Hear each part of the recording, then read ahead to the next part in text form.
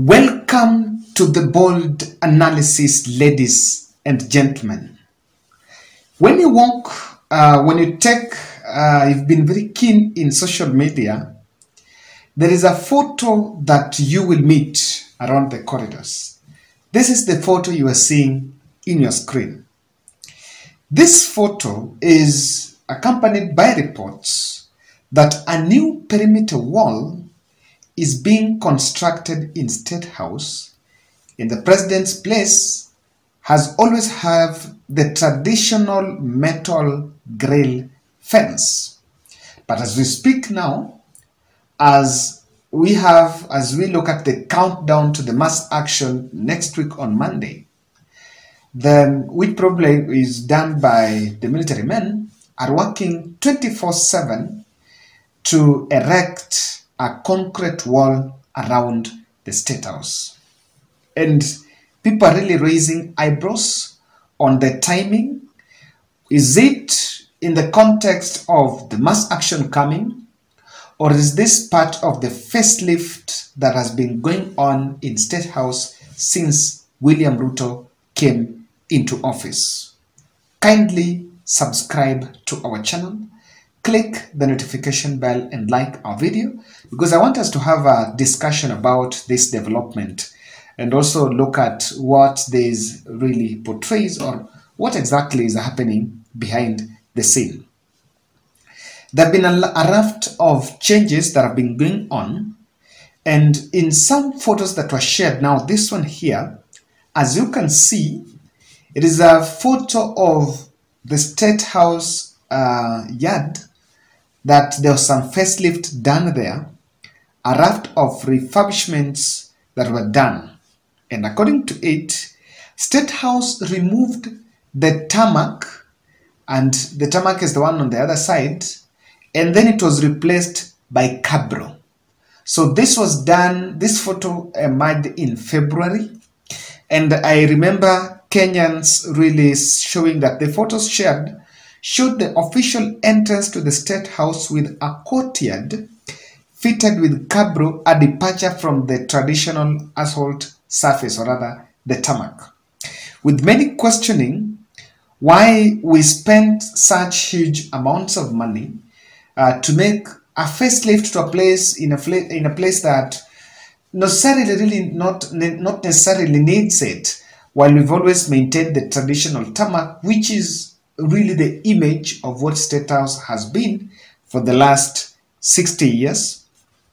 And someone reacted saying, the White House has taken considerable steps to safeguard its historic status, including the protection of its look for over 231 years, one commented. Now, I know that as a new office holder, it is common practice that you can also bring in your taste and preferences. You're also a human being. We saw from day one, he came out and said that he didn't like the taste of the furnitures there, the taste of the furniture there, and they had to be changed. Of course, he is also under obligation to choose official presidential flag, apart from that of the national flag, and we saw that being done. The yellow flag that had Nembo ya ile wheelbarrow, which is his UDA party. So there are tastes and preferences that are there, even though the public has been talking about it, that it is also about time we walk the talk. If indeed we are talking of budget constraints, we found empty coffers, then we also need to behave as if really we found empty coffers. So that some areas that are not priority areas can wait, and this kind of money, or rather these budgets, can be rerouted to other priority areas, even relief food, or rather feeding the population. So the question has been, the context has been that we seems to be gobbling a lot of funds, putting a lot of funds into facelift projects, repairing chairs and here, and changing some few aspects, while on the other hand, we speak that on the other side of the mouth, we speak that the budget is constrained. So are we really in conformity with the complaints that we've been giving to the public? So that's a question that has been going on. But I need to put out something.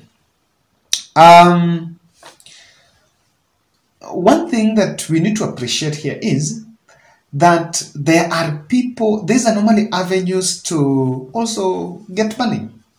I can tell you, Statehouse doesn't have a budget. And by the way, one of the reasons why I think they gobbled that budget, there were reports that they had exhausted their budgets that were supposed to be run for the 12 months, they had exhausted within 7 months, is because of this. But then, you also need to appreciate, or rather know, that some of these things may not be done necessarily exclusively on rather servicing our tastes and preferences, but also avenues of getting money.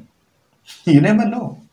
You will just ask, maybe never know, and you no doubt have a right to know how much has been gobbled for such a project. And maybe if you have a privilege to know what has happened and who has got the tender and what's going on, you really be shocked at the development. So I'm one person that you also look at it as a way of getting finances to people's pockets. I can tell you that before such are done, other people's houses in the rural areas are also becoming complete, are also almost being completed.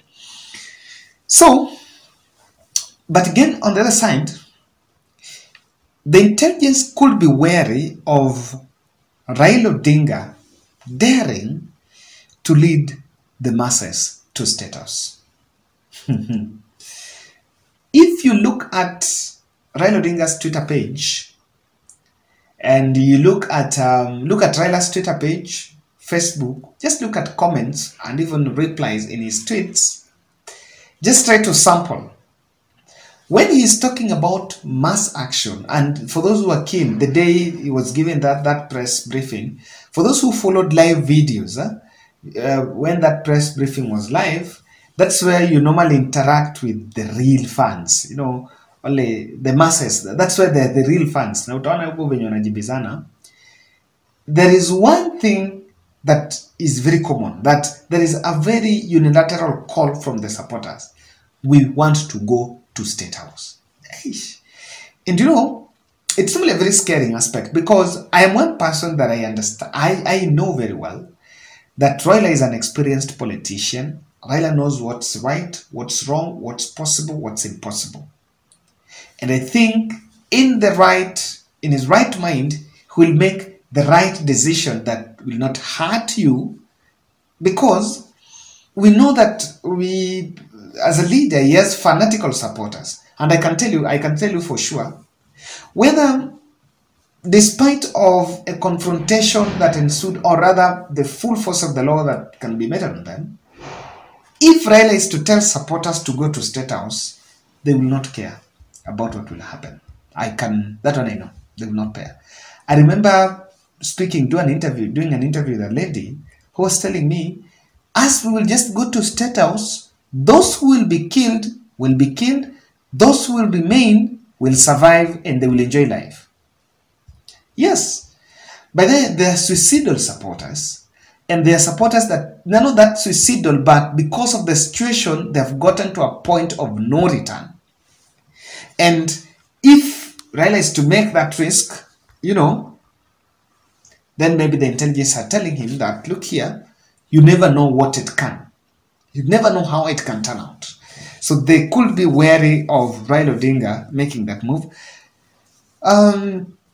But the cost implications of our spending priorities is very questionable. I don't know whether the Statehouse advisors are looking at that. But then, 3 questions. Why are we investing resources, putting resources and time in erecting physical barriers instead of addressing the problem? Because the problem is not the fact that people can come there. Stopping with police, putting roadblocks, trying to put perimeter walls. Now, if that is there, I'm like, is that really a way to contain You know, you need to look at it that way. Why physical blocking? You know, if it's going that direction, are we also going to put people under house arrest so that they don't even leave? Or are we going to put a state of emergency so that Kenyans don't move? Because I'm like, why would we invest resources and time in erecting physical barriers? Um, you know, the best way to handle this maandamano aspect is just to face the reality. That's it. I think this is just postponing the problem. In fact, it's showing more of a person who is just trying to look, okay, wow, me, I don't have a problem. I'm not going to listen to the issues. I just want to make sure that the house I'm very safe, so no one can access me, and they're gonna do what they do. They're gonna shout around this state house and then go home, and they cannot access the place. You see, so it's a very disturbing sense. Why physical barriers? I have seen some leaders, religious leaders, Nairobi governor, who I also believe is speaking in the interest of Nairobi, saying nothing cannot be sorted by talking, let's sit down and talk. But then the hardliners are having their payday by telling President Ruto that everything is fine. Could there be saboteurs within the ranks and file around William Ruto, and he could be feeling insecure? You know, does he think, is there a possibility that there are those around you that you also believe, oh, you never know what can happen? And lastly, I can tell you this. Ruto will ultimately give in to the Raila's demands, despite of the public dismissal in the rallies, or rather in the churches on Sundays and these events that he's been attending. I think there is that dismissal of Mtadu. You'll protest, and the evening you will go home. I will not listen to what you are saying. I will not do that. I will not do this. There is a bit of that public dismissal, but behind the scene, kuna mambo inachemka mahali. People are really feeling the pressure, and that really shows a signal that there is a high possibility that in the fullness of time, yes, maybe there will be time to sit down and listen to what's going on. Because if that is only in State House, so about other places, about Treasury, about, if then it takes that direction. And I'm feeling, and I really hope that Raila Odinga is a man who has a think tank. You're not going to expose the masses there to really very wrong hands, or rather with the full force of the law.